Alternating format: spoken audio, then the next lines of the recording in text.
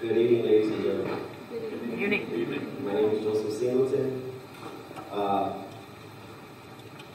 start a little bit of my life history. I was born and raised in Puerto Rico. I came over here to Long Beach when I was 4 years old. My mom was already involved in games. My dad wasn't.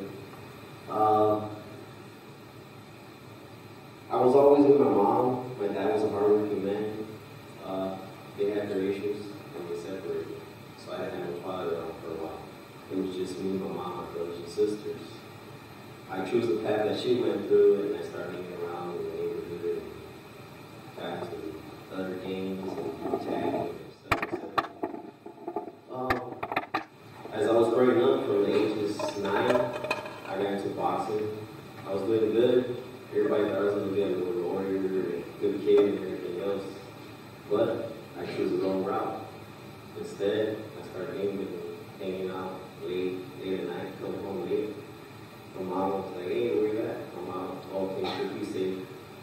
And my dad, he gave up on me when I went to jail at a young age. He always wanted the best for me. Even though he wasn't around, he always wanted the best for me. And I guess he got tired of my mom's stuff when she was going out late at night, with her homies or home girls. So I got older, I started going back to jail.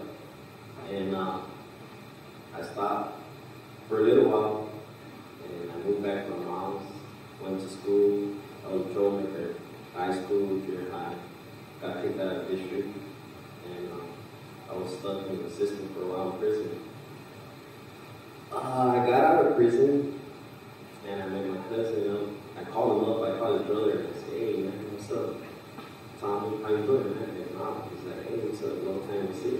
I go, "What's up, man? How you doing?" "Well, I got kids, family, we're doing good at tattoo and stuff." "Well, congratulations." He goes, "What about yourself?" I go, "Well, I don't know, I'm going to go party tonight." He goes, "No, you're not. You're going to go with me." I go, "Where?" He goes, "Oh, we're going to go to my house, we're going to barbecue and eat something on top." I go, "Okay, cool." In my head, I didn't want to go, but I said, "I'm fresh out, why not?" He's a cousin, so I said, "I'm going to hang out with him instead of going to my neighborhood." I call my cousin Danny Martinez, Father G's son right there. He calls me up, he calls me back and says, "Hey man, what are you doing? Where you at?" "Well, I'm going with your brother right now." He goes, "All right, that's good. Hey, what are you doing? And what do you do today?" "Well, actually nothing, I'm going with your brother, just hang out at his house, see the little things and stuff." He told me, "Hey, I want you to choose the right route this time. I want you to do good and stay out." So in my head, I was thinking about it, like, is he serious? Or is he playing with me? Because I know my history with them as we were growing up together, we were troublemakers. And I talked to his brother and his mom, they were like, "He's actually doing good." And it was a surprising thing to hear from him because he hung around me and I showed him the bad footsteps. And I lead him the wrong path, and now he's actually leading me to the right path. And they introduced me to Homeboy Industries, and I took that big step, and I went through the doors to Homeboy Industries, and ever since then, I've been taking classes, parenting, anger management, domestic violence, every class that I could take that I never thought I'd see myself taking. I looked at it as when I watched the Homeboys, because you see every race. Mexican, black, whites, Asians, essays, Crips, Bloods, everything. And I looked at it, man, this is crazy. You never see nothing like this. Everybody getting along, working, talking to each other, changing words with each other, actually shaking each other's hands. And it put a smile on my face, like, man, that's crazy. I can talk to this guy, I can talk to that guy, nobody getting mad about it. All day long, and we see Father G come out of his office and, "Hey, son, how you doing?" He's talking to this guy, "Hey, look, meet this guy, meet this guy." And you got other fathers there too. And you got good guys right by Father G's side, Hector. And he's a good guy. He hired me right there. And he showed me nothing but positive advice and leading me to the right path. And kept me motivated the whole time I was at Homeboy Industries. And ever since then, I've never been out there in the neighborhood, gang banging. I said, you know what, I got kids now. I opened my eyes and I said, now I'm going to get a truck, I'm going to get a car. I got my truck. I use it for my kids. I'm not out there in the neighborhood, game banging, hanging out late at night. I go out, take my kids out. I've never been a family man before. I have my family, but I lost them because I chose the route to lose my family. And now I'm gaining it all back. Because I choose the right route, because Danny Martinez. And I'm very proud of him for leading me through that way and showing me the right path. And my kids are proud of me. Because before, when I was in prison, my kids never asked me about me. They never asked how my daddy was, my daddy. Now I get phone calls from my son. Hey, Daddy, you coming home tonight? Hey, yes, I'm coming home. And just like sometimes I sit there in my truck before I pull up and I just look at his picture. Sometimes I have tears in my eyes, you know. Every man Christ, you know. The mothers, they're very proud of me because they know how I was back then. I was a mess up, hanging out. And now they see me actually going the right path, trying to tattoo removal. It hurts, it stings, but sometimes you gotta man up and take the pain. I mean, you took the pain to get in the game and got jumped in, you can take the pain and get it tattoo removed out. I actually, first time I was on the stage at Homeboy Industries was when we showed the G-Dog movie. And I was nervous. I was walking up and G says, hey, you know what? You come here. We want you to come with us. And I was like, I had the butterflies in my stomach just like I got the butterflies right now. But I ate dinner with some of you guys and I felt good. I felt home right now, you know. And it's, every step is a process. And I appreciate it. I feel good. I'm a little nervous, but I'm getting good. And I just want to thank you guys for having us here. And if you guys have any questions, feel free to ask. I'm open to any questions. And right now, I'm going to introduce you to Mario. Here you go.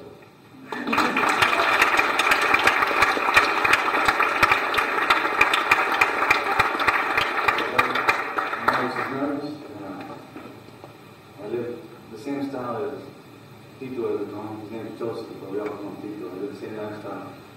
You know, grew up without my mom, without my dad.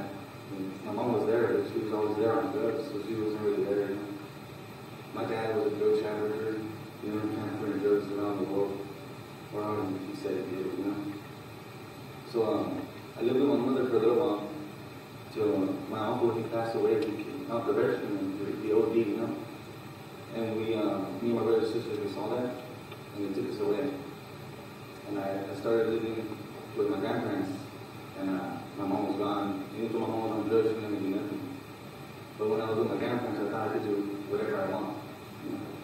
So that's exactly what I did. I started doing whatever I wanted to the extreme. And I was just up to no good, you know. I started getting older and I started going around with the gang. A gang, I lived in a neighborhood where there was a gang, but it wasn't a bad neighborhood. It was a nice city. But we just lived on the bad side and we made it worse than what it was. I got jumped in and I've been in jail back and forth about 4 years old. The longest I've been out is now about 70 months. And what got me to where I am right now, I got out, I went back in, and I met Father G. He's always told me, hey Mario, what are you here for now? Oh, you know, just finding some time, you know, for things that I think I've done. And he said, you need to come out, because I'm going to give you a job. I didn't know what Homeboy Industries was, I didn't know what it had to offer me. I just blew it right past my head, like, okay, someone's giving me a job, alright. And someone's gonna help me change my life, okay. Again, that was all BS and stuff. So I got out, and I kept doing what I was doing. Like, to the extreme, I kept going and going. Till the end, I got away, and my brother, he started following my route, you know. And he got to almost to the extreme, and then they killed him, you know. They murdered my brother in my backyard in front of my family. And then a month before that happened, I got shot in my stomach, and I have the scars to prove it on it. I still didn't learn. I thought it was all a joke. I thought it was neighbors going back and forth, and I didn't learn. So it started coming down hard, and the depression started kicking in. And everything wasn't a joke after that. I started realizing this isn't cool. So my friend told me, you should go to Homeboy Industries, they'll help you out there. I thought to myself, I know Homeboy Industries, I heard that before. I heard it somewhere, and I said, I remember that from juvenile hall. So I go there, and I go there to take classes, and maybe I'll start really good, maybe I'll change my life and find an audition. So I go take my GED, and G out and he goes, hey, you know, you need a job. I look around, sure, I know. The job sounds real good right now. So I started working, and I started realizing it wasn't the life I was living, it wasn't it, There's more out there. And ever since then, I feel great. Like, I get to talk to many beautiful people, and it's just like, I'm all nervous, embarrassed, but I'm working through it. I'm just glad to be here right now. Glad to still be alive and share my word with you guys. I'm going to pass that.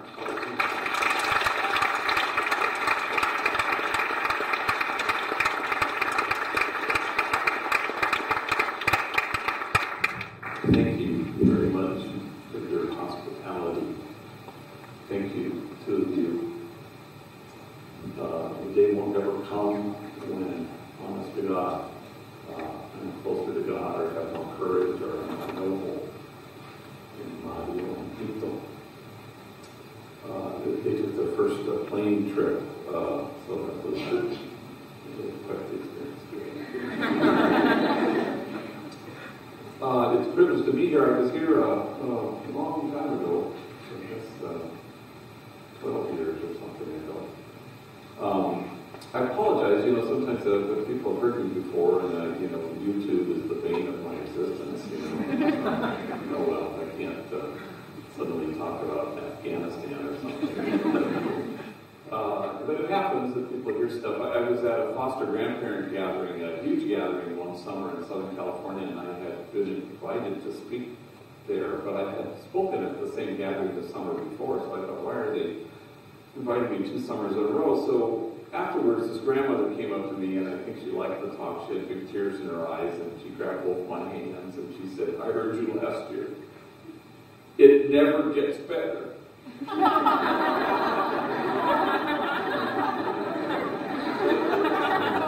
Kind of hoping she misspoke there. Well, thanks for your attention tonight. I know you could all be watching the debate, so it's nice to have you here. Folks on the marches just want a little of attention, I think, like any human being does. I had a very earnest gang member come into my office and stand in front of my desk, 16 years old. He said, look, I need your divided attention. And I said, well, you are in luck, because that's exactly what we'll be getting. But there's a vision that brings you out here instead of studying, and that is a vision of wanting in the end the world to look differently than it currently looks. The prophet Habakkuk writes, the vision still has its time, presses on to fulfillment, and it will not disappoint. And if it delays, wait for it. But nobody wants to wait for too long, for those brazos cruzados. You don't want to just stare at your watch. You want to make something happen. And in the brief time I have with you, I want to suggest what it is that I think we want to make happen. We want to create a community of kinship such that God, in fact, might recognize it. All of us are called to imagine with God a circle of compassion, and then imagine nobody standing outside that circle. I think Mother Teresa diagnosed the world's ills correctly when she suggested that the problem in the world is that we've just forgotten that we belong to each other. So how do we stand against forgetting that? How do we find ourselves inching out to the edges of the margins of the outer limits of the circle, where we can get to stand with the poor and the powerless and the voiceless, with those whose dignity has been denied, with those whose burdens are more than they can bear. All of us in this room have had that privilege at the moment of being able to stand with the easily despised and the readily left out, with the demonized, so that the demonizing will stop, and with the disposable, so that the day will come when we stop throwing people away. I don't think that's my call. I think that is our call as members of the human race. And I suspect that if kinship was our goal, we would no longer be promoting justice, we would in fact be celebrating. So for 25 years, I've had the great privilege to work with gang members, and boy, have they taught me everything of value. But in the last couple of years, they taught me how to text, and I couldn't be more grateful to them. I find that it sure beats the heck out of actually talking to people. And so I'm pretty good at it, LOL and OMG and BTW, and the homies have taught me a new one, OHN, which apparently stands for, oh, hell no. And I've been using that one quite a bit lately. So there I am with two homies, older vatos, Manuel and Poncho, who work for me. I have 400 employees, and so we're driving. We're going to come and give a talk, just like people in Mario today.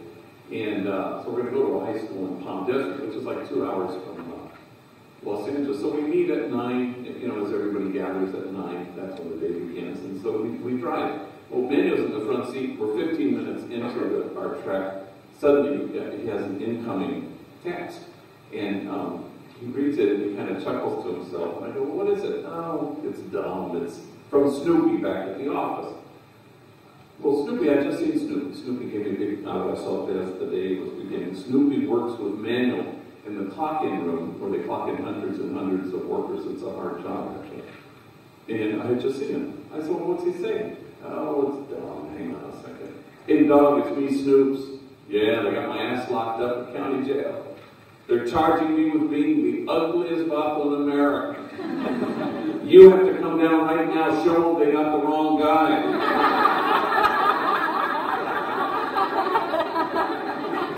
We died laughing, the three of us,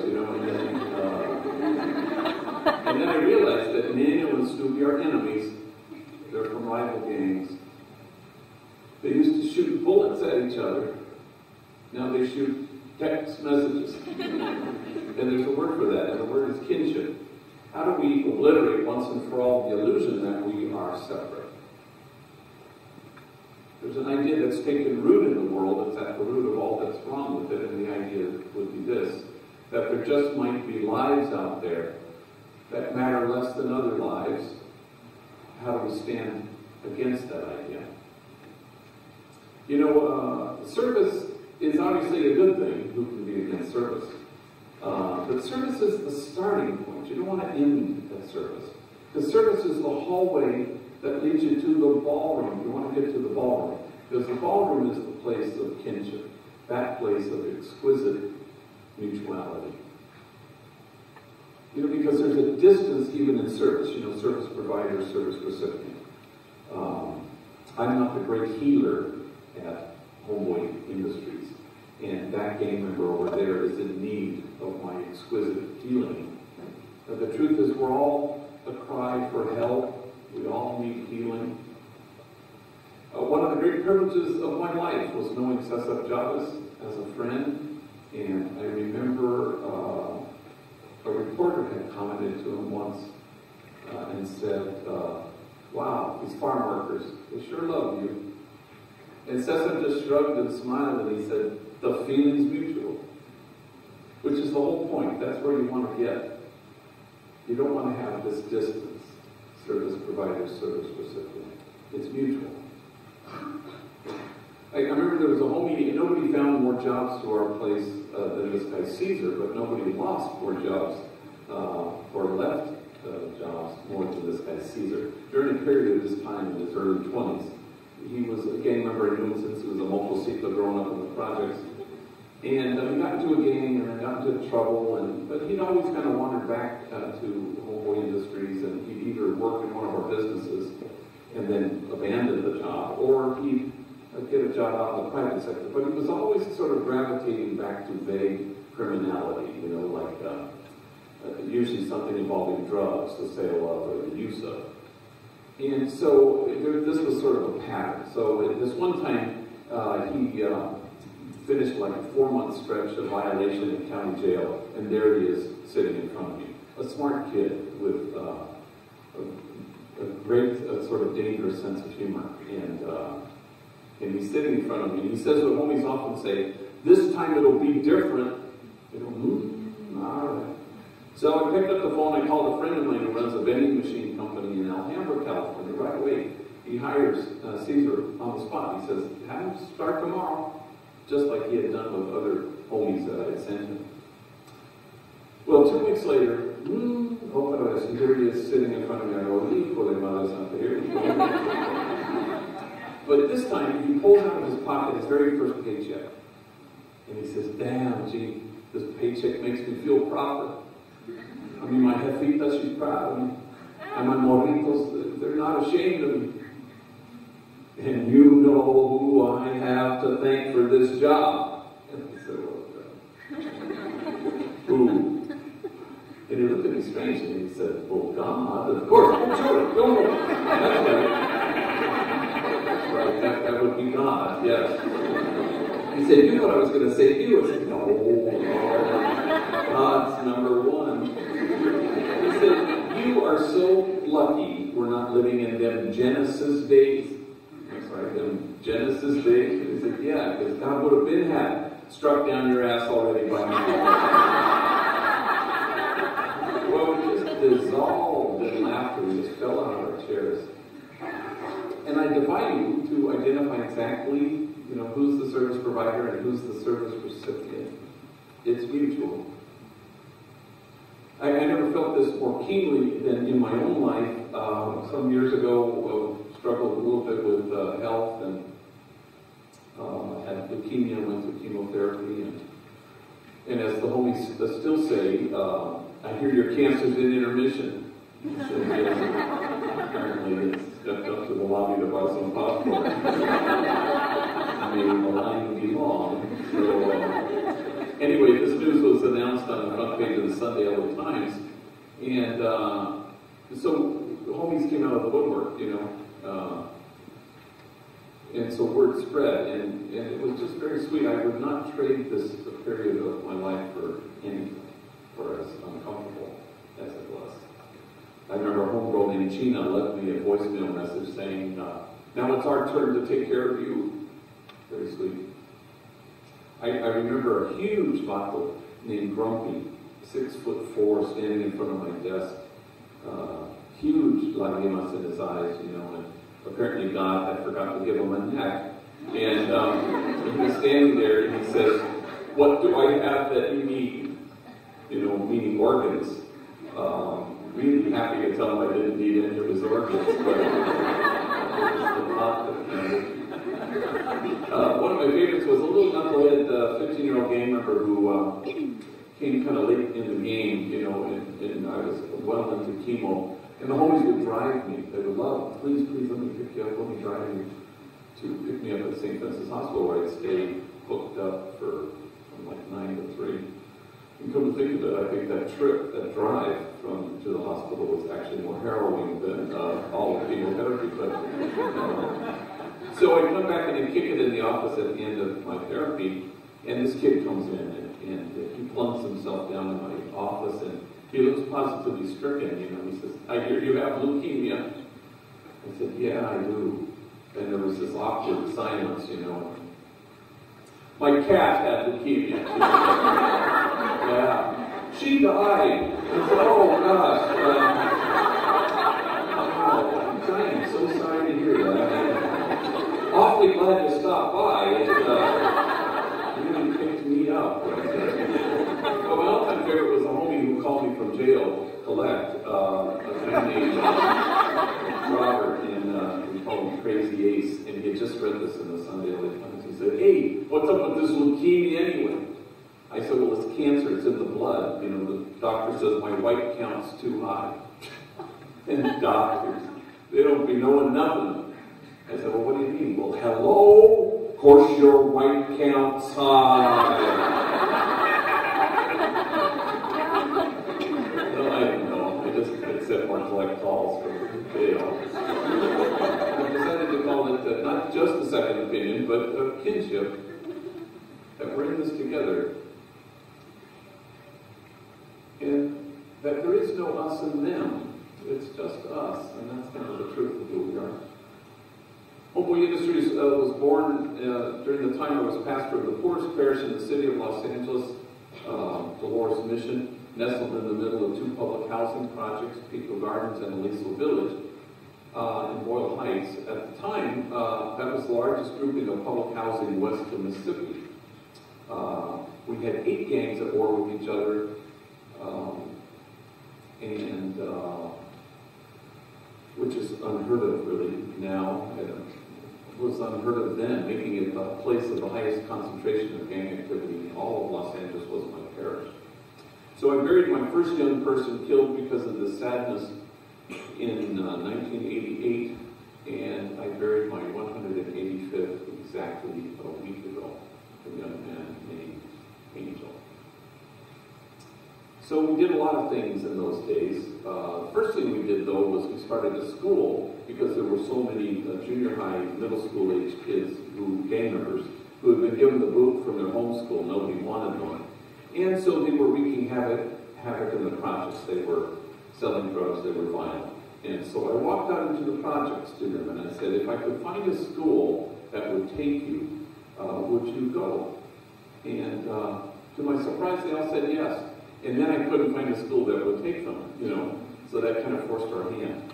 So I went to the nuns who occupied the convent, which was on the 3rd floor of our elementary school, and asked them ever so kindly if they wouldn't mind so much like vacating the convent. And they said, sure, go nuns. Let's applause for nuns. So we agreed found a house, and we turned the convent into a school for gang members. And that brought gang members in large numbers to the church, which kind of upset the apple cart a little bit, because aren't churches supposed to be hermetically sealed? Good people in and bad people out, and so that was a nice challenge. And then the homies would say, if only we had jobs. And so myself and the women in the parish, we marched all around the factories, surrounding the projects, trying to find felony-friendly employers. And that wasn't really so forthcoming. So by 1992, we couldn't wait any longer. The demand was so great. So I got a movie producer to buy an old abandoned bakery across the street from the church, 80-year-old building, and we called it Homeboy Bakery. And we had enemies, rivals from the parish, working side by side there. A month later, we started Homeboy Tortillas in the Grand Central Market. Once we had plural, we came up with highfalutin Homeboy Industries, as if there was any industry involved in this venture. Not everything worked, I'll be the first to admit it. Homeboy Plumbing was really not a huge success. Who knew? People didn't want gang members in their homes. I did not see that coming. And we never intended to become this, but we have actually just sort of completely backed our way into becoming the largest gang intervention rehab and reentry program in the United States. We didn't intend to do that, but these things happen. So about 15,000 folks a year walk through our doors trying to find what Tito and Mario articulated, a sense of hope. A homegirl the other day, yesterday I guess, came with me to give a talk, and she said, I wasn't interested in the check, I was interested in the chance. That was pretty good. So folks come in, as both Tito and Mario mentioned, we have lots of curricular things from anger management to parenting to you name it. GED, we still have a school. We have free tattoo removal. No place on the planet Earth removes more tattoos than we do. We have designated clinic, 3 laser machines. I don't know how many doctors we have now, maybe 31, I think. 10,000 treatments a year. If you are starting to regret that Gale tattoo you have afterwards, you have questions. You're the first in line, I got you. And tattoo removal was born because of a guy named Frank who wandered out of Corcoran State Prison, 2 days out of prison. And he was sitting in front of my desk and tattooed, filling the entire space of his forehead, and pardon my French, but it said, "Fuck the world." Filled it from here to here to here to here. And he said, "You know, I am having a hard time finding a job." And I said, "Yeah, Frank, maybe we could put our heads together on this."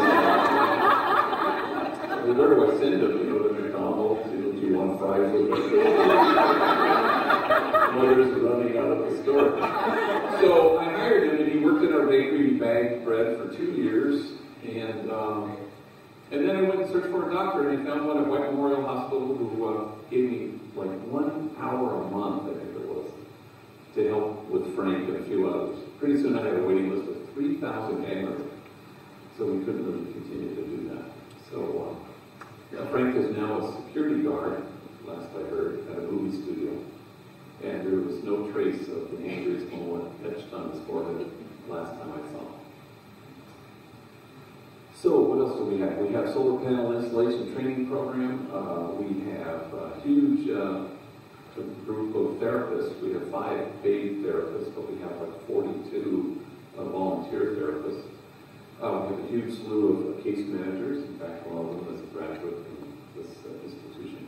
He just texted me, "How's it going?" It hasn't started yet. We had dinner. Anyway, what else do we have? Our businesses are, we have the Homeboy Diner, the only place you can get food in the City Mall in Los Angeles. We're about to open the Homeboy a restaurant at the new American Airlines extension at LAX in Los Angeles. That'll open in December. Homeboy Homegirl merchandise, where we sell our logo stuff. Farmers markets, how many do we have right now? Like 27 farmers markets all over the county. And one, I think, outside the county, in Orange County. We have Homeboy Bakery still, Homeboy Silkscreen. And we have 5 mini farms where we produce all this food for our restaurants. And Homegrown Cafe, where women with records, young ladies from rival gangs, waitresses with attitude will gladly take your order. And how many here have ever been there? I knew we had a couple of days ago. My favorite story of almost of all time was when Diane Keaton showed up for lunch. She the Oscar for Annie Hall, and she's a big movie star, Godfather movies, etc. She shows up for lunch with a regular guy who's there once a week. And her waitress's day is Glenda. And Glenda's a homegirl, been there, done that, tattooed, felon, parolee, been to prison. She doesn't know who Diane Keaton is, so she's taking her order. And Diane Keaton says, "Well, what do you recommend?" And Glenda rattles off the 3 platillos that she particularly likes. And then Diane Keaton says, "Oh, I'll have that second one. I like that. That one sounds good." And it's at that moment that Glenda looks at Diane Keaton. She goes, "Wait a minute. I feel like I know you from somewhere. Like, I don't know, maybe we've met." And Diane Keaton decides to kind of deflect it humbly. "Oh, gosh, I don't know. I suppose I have one of those faces, people think they've seen before." And then Glenda goes, "No, now I know. We were locked up together."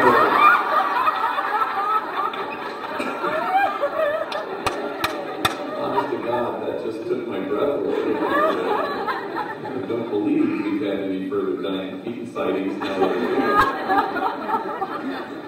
But suddenly kinship so quickly, Oscar-winning actress, attitudinal waitress, exactly what God had in mind. And we need to go no further than the clarity of what Jesus says when he says, "That you may be one." I suppose he could have been more self-referential, but it's really about us. That you may be one. It's about kinship. It's about union. All of us are called to be what Alice Miller, the late great child psychologist, calls enlightened witnesses People who, through your kindness and tenderness and focused, attentive love, return people to themselves. You don't hold the bar up and ask anybody to measure up. You just show up, and you hold the mirror up, and you tell people the truth, knowing that your truth is my truth, and my truth is a gang member's truth, and it's all the same truth. And here's the truth. You are exactly what God had in mind when God made you.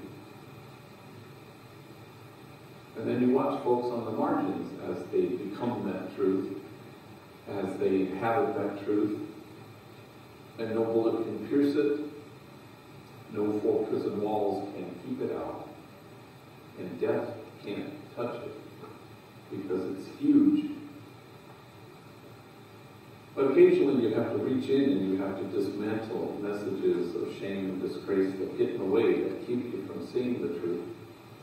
The great scripture scholar Marcus Ford said that the principal suffering of the poor throughout history and throughout scripture is shame and disgrace. And I think he's quite right. You know, lately I've been taking this leisurely stroll through the Acts of the Apostles. I read a paragraph a day.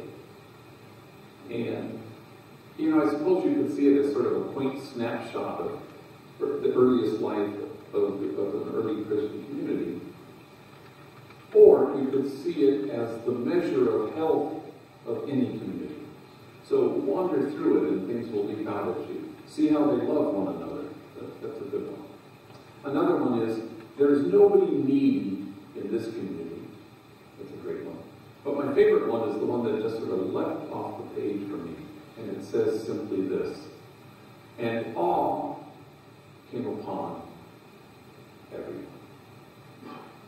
That it would seem that the measure of our health as a community comes in our ability to stand in awe at what the poor have to carry, rather than stand in judgment at how they carry it. That the movement towards awe, taking giant steps away from judgment, is the ultimate measure of health for any community. So I was invited last year to go give a talk at in Richmond, Virginia, and I was speaking to 600 social workers, and it was a gang conference, so I brought two homies, just like with Tito and Mario here, and except that we had to speak for the whole day.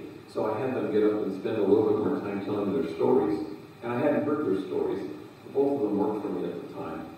Jose, Andre was one of the guys that I took. Andre worked in our retail store. And Jose worked in our substance abuse department, a man in recovery himself, gang member tattooed, been in prison, but he was also homeless for a long stretch and a heroin addict for even longer. So now he's helping heal folks who struggle with substance abuse. So he got up to speak, and he's a man in his kind of mid-20s and kind of self-effacing as he began. I guess you could say my mom and me, we didn't get along so good. I guess I was 6 when she looked at me and she said, "Why don't you just kill yourself? You're such a burden to me." Well, 600 social workers, they all gasped. And he says, "It sounds way worse in Spanish."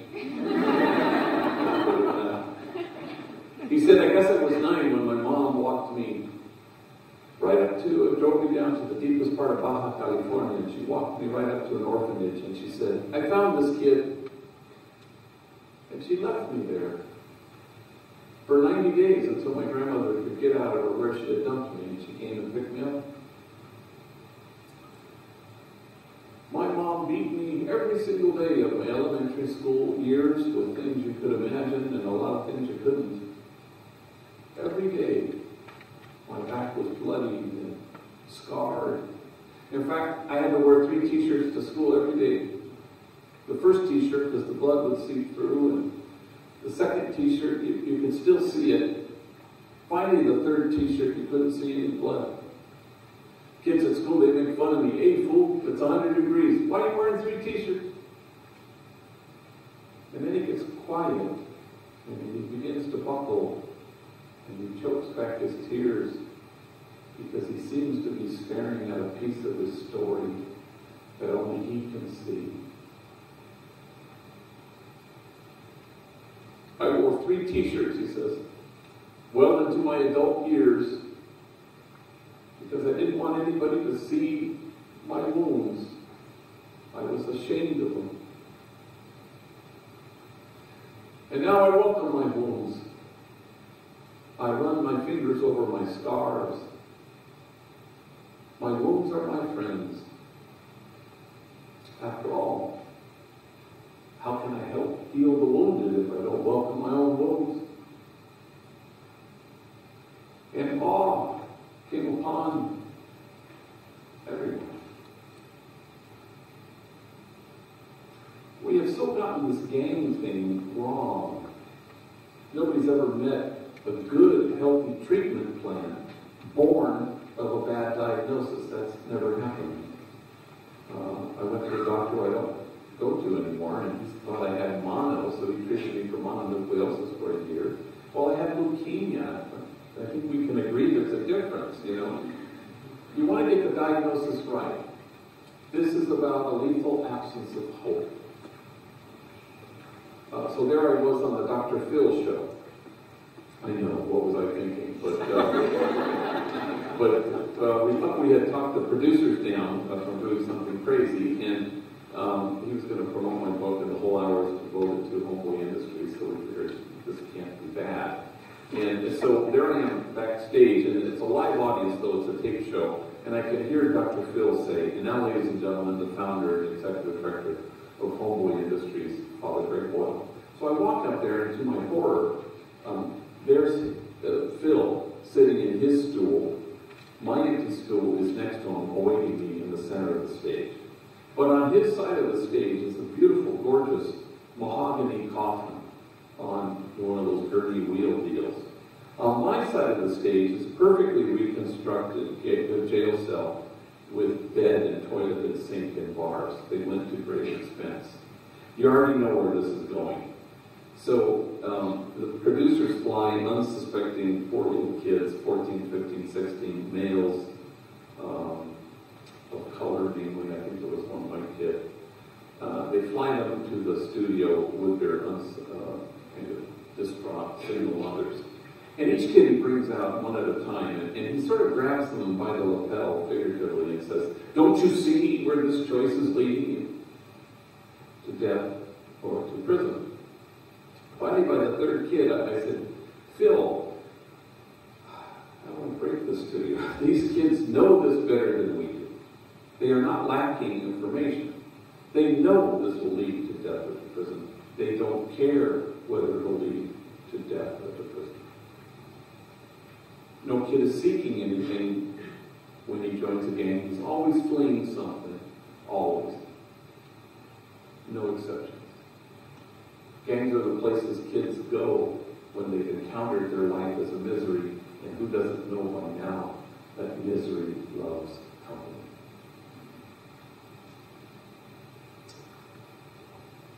And so we infuse hope to kids for whom hope is foreign, even if people accuse you of wasting your time.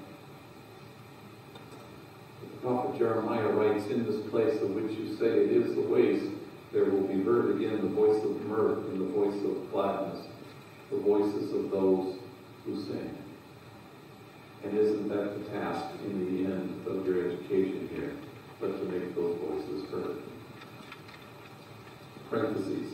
I'm in 25 different detention facilities where I celebrate Mass as a priest. And all the probation camps, that's where I've met these guys and many other thousands, juvenile halls, jails. And so I was at this camp Mendenhall, and there was a gym, and there were like, I don't know what there were, 100 gang members in there. And so I said Mass, and at the end of the Mass, homies come around and they're kicking it and talking to you. And some homie over here says, hey, I saw you on Oprah. I go, no, actually it was Dr. Phil. Oh, I said, yeah, I get those two mixed up all the time. And another homie over here says, you were on Dr. Phil? Fighting with your wife? So these guys are cracked eye laughing, and he's kind of wired laughing, I said, yeah, but Phil gave us some really good advice. I'm doing way better than we were, but he was quite relieved that I might add. Anyway, but I digress. So you return people to themselves, and the point of this exquisite mutuality is that you get returned to yourself. Boy, is that the truth. Lately, I've had reporters ask me, I've had PBS reporters say, how's it feel to have saved thousands and thousands of lives? And I said, honest to God, I do not know what you're talking about. I know that I show up and I try to show up, and every day my life is saved. When I need patience, the homies save me from my impatience. When I lack courage, the homies rescue me from my cowardice. When I'm absolutely, utterly certain of the rightness of my position, the homies douse me with a big-ass bucket of humility. I don't know what you're talking about. I think saving lives is for the Coast Guard. All I know is I show up and my life is saved. It's mutual. Well, lately there's some universities that have been forcing their students to read my book, and one of them is the name that cannot be mentioned here, my alma mater. Sorry, I don't mean to ruin the evening, but I can't help myself. I went to school there 35 years ago. So they forced their freshmen. They're so mean up there. Oh, I'm trying. So they forced the freshman class to read my book. So I naturally had to go up there. So I brought two homies with me. Bobby, African American gang member who works in a bakery, and Mario, a different Mario, who in those days worked in our retail store. And I have hundreds and hundreds of, and these two brave souls never been on a plane. But of all the homies I've ever brought, no homie was more aniquiado, terrified than this guy Mario. I mean, honest to God, I've never done this hundreds of times. He was just, he hadn't even gotten on the plane yet. So we're at Burbank, and Burbank is, there's no hermetically sealed. When you walk out into the tarmac, and you walk up the steps, either the front steps or the back steps, and they have this experience today. And Southwest comes in, and it's early morning, and I see our plane arriving. Here's our plane, Marty. And so everybody gets off the plane, and then I watch our two flight attendants, females, and they're schlepping up the front steps with two very large cups of Starbucks coffees early in the morning. And the two of them were one after the other walking up the steps, and Mario goes, "When are we going to board the plane?" And I said, well, as soon as they sober up the pilots, there they go now. All right, maybe I shouldn't have said this. So anyway, I should tell you that Mario is probably the most tattooed individual who's ever worked at Homeboy in our 25 years. Absolutely every inch visible is tattooed, except sort of this little circle, his eyes, nose, and mouth. But everything else, neck, all sleeked out. And I've never been in public with him, so I'm walking in the Burbank airport, and I'm watching people going like this, when he's walking, just this tall drink of water, very skinny kid, covered in tattoos. Mothers are vaguely clutching their kids more closely. And I'm thinking, wow, in those days anyway, he doesn't work for us anymore, but in those days, if you asked anybody, who's the kindest, most gentle homie who works here, everybody would say, oh, Mario who works in the store. Kind and gentle, effusive in his kindness. Even on the plane, when the flight attendant, hands him the peanuts, he doesn't just take them and he doesn't just thank her. He grabs her hand and he looks her in the eye and he says, "Thank you so much." I mean, it was really something to behold. So he was like this throughout the whole trip. And so the big talk at was this huge nighttime thing, and but of course, you know how they are. They just plan so many other little things, class, talk, lunch, class, meeting, class, all these other talks in the course of the day. And I said, well, I'm not going to do any of those talks. I'm going to sit in the back of the classroom. You guys tell your stories. And they were a little nervous at first, but then with each successive telling of their stories, they kind of discovered they had a story. And honest to God, stories of torture and terror and abandonment and violence. And if their stories had been aflame, you'd have to keep your distance. Otherwise, you'd get scorched. So we get to the nighttime thing, and it's a packed thing, 1,000 people. And so I said that just like Dito and Mario, they were going to do a little snapshot so they could be included in the question and answer. They followed me though.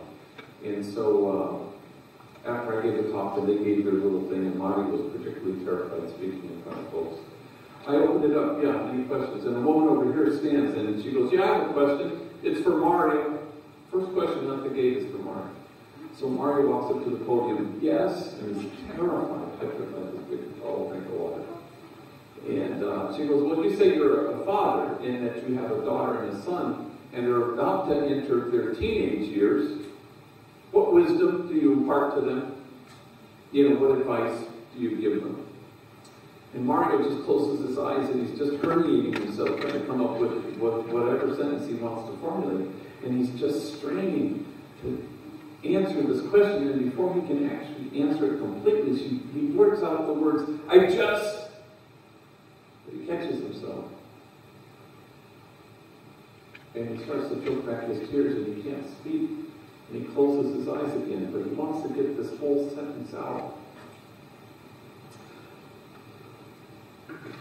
I just don't want my kids to turn out to be like me.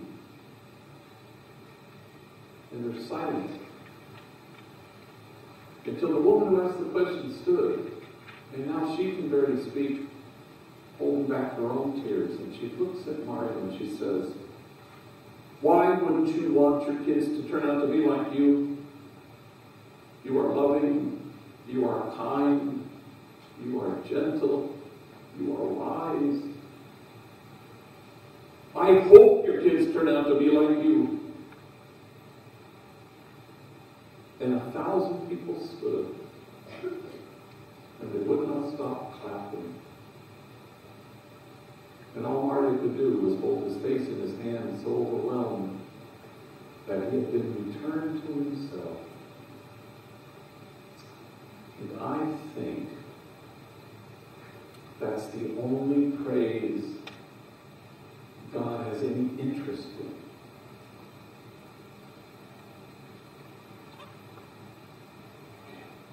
One last story, and then I'm going to bring up Mario and people, and you can ask us questions. But I'll anticipate a question. People always ask about enemies working together, and it's dicey at first, for sure.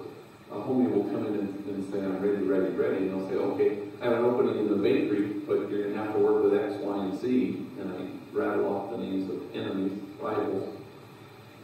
And they always do the same thing. They think for a long-ass time, and then they say, okay, I'll work with them, but I'm not going to talk to them. And that used to bother me in the old days until you discover, of course, that it's impossible for human beings to demonize people they know. You just can't pull that off. Human beings can't sustain that. So I had a kid named Youngster, that was his gang name, Youngster, he was a little child, a little tiny kid, and I thought he was ready, so I bring him to Homeboy Industries, which is our biggest business, been around for 19 years. We have 2,500 customers from all over the country. High quality work, reasonably priced. We moved yes to Moraga. So I bring him in there and I introduce him to his 30 coworkers, and it's a big factory, a bunch of machines and dryers and stuff. And I watch him as he shakes hands with every single worker on his very first day of work, looks them in the eyes, even enemies, even rivals, and I think to myself, wow, this is great. Until he gets around the bend to the very last guy, a guy who seems to be wanting to avoid this encounter altogether, the guy everybody called Puppet. And when Puppet and Youngster are in each other's vicinity, they mumble something, they stare at their shoes, they don't shake hands. Well, I know they're enemies because I know what gangs they're from, but he's just going to shaking hands with other enemies, you know. I find out later that this is a hatred that's quite deep and personal, beyond which neither of them really think they can get past. So I sense that much at the moment, and I say, look, if you guys can't hang working together, let me know. I got a gang of people who want this job. They don't say a word. Well, 6 months later, Puppet is going to a store some distance from his home, one of those little corner stores, and buys something. But on his way back, for some reason, he decides to take a shortcut, and he dodges into an alley. And because he's taken this detour, suddenly he's surrounded by 10 members of a rival gang, 10 against 1. They beat him badly. He falls to the ground. And while he's lying there, they will not stop kicking his head until he's lifeless. Somebody finds his body, takes him to White Memorial Hospital, where he's declared effectively brain dead.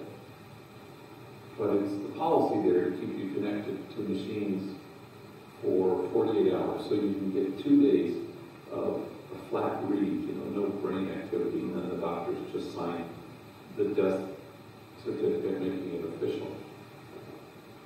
This allowed family and friends to gather. I was at St. Louis University giving a talk.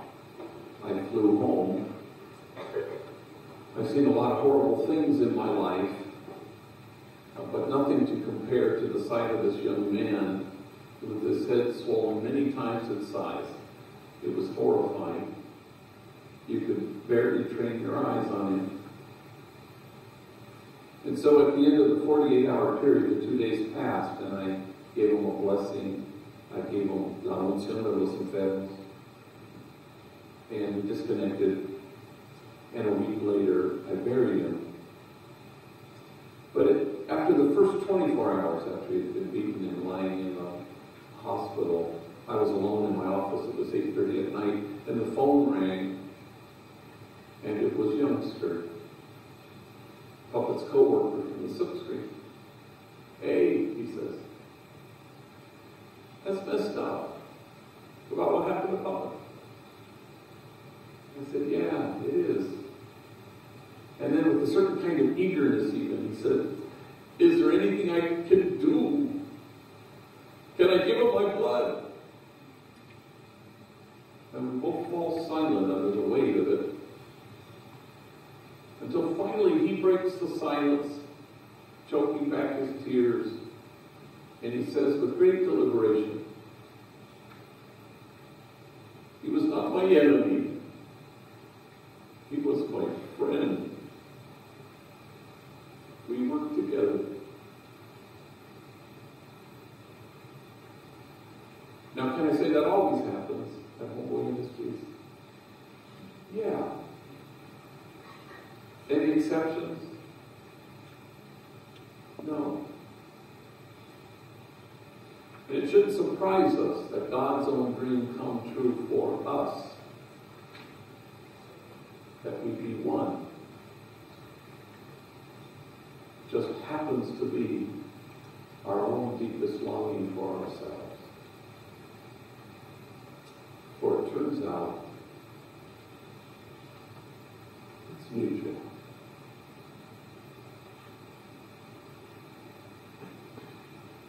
St. Mary's is not the place you come to, it's the place you go from. That's Martin Luther King used to say about the church. And you go from this place so you can stand at the edges or the margins of the circle so that it widens because you chose to stand there. And brace yourself. People will accuse you of wasting your time. Be careful. In this place of which you say it is a waste, there will be heard again the voice of mirth and the voice of gladness, the voices of those who sing. And so we make those voices heard. her vision still has its time, presses on to fulfillment, and it will not disappoint. And if it delays,